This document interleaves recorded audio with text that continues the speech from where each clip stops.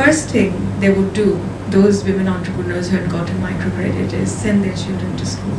The second thing they did is they expanded their business to maybe a separate farm or a tailoring store. And that's how they were able to really empower themselves, be financially independent, and were able to take decisions on their own. Are we taking action on workforce harassment? How come they are not highlighted? I don't get to hear who has been sacked for what reason. Disruption in the form, I believe, we have already done very well when it comes to giving microcredit to women. I started my career with Grameenphone, and I started by going to the villages and seeing the ladies given microcredit and how they were empowered by giving shared access to mobile technology, mobile phone to the villagers. You know, the moment they started earning revenue and some profit, do you know the first thing they did? I've spoken about it in many forums. The first thing they would do, those women entrepreneurs who had gotten microcredit, is send their children to school. Not go to the bar or drink or bet on something and lose all the money. No. They sent their children to school.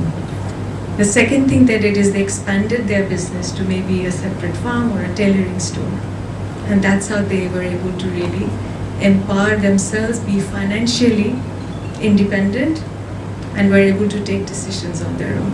সঠিক pad আর সঠিক তথ্য দিয়ে এসো সামলে নিব এক হয়ে Monalisa sanitary napkin. But that's at a micro level. What disruption we need is at a macro level. Why not we ask the venture capitalists to allocate fund for women entrepreneurs for large scale businesses, especially tech driven? Because that is where you will actually be able to gain parity, because the foundation of the fourth industrial revolution is digital.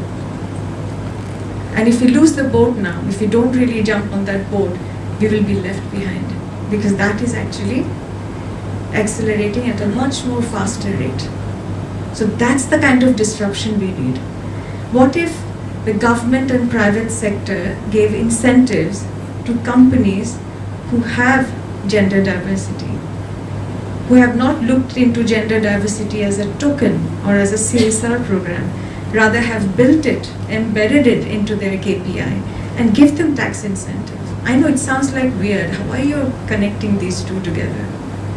But that's the kind of disruption we need if we want to reduce that 134 years to at least 50-60 years.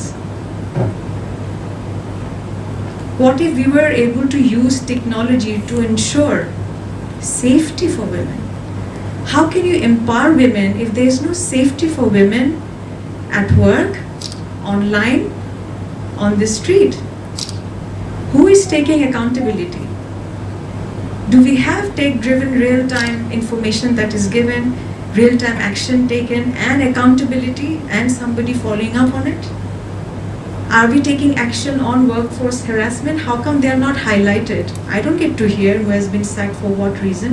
Why aren't we reprimanding and highlighting it so that it's not repeated, so that people think twice?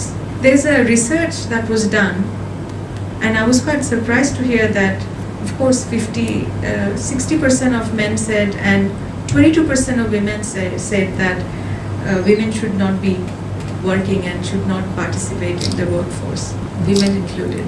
So it is not only structural reform, it's also the mindset that needs to change. The disruption has to come at the breakfast table, not only at the workplace. We really have to think new. We have to think differently.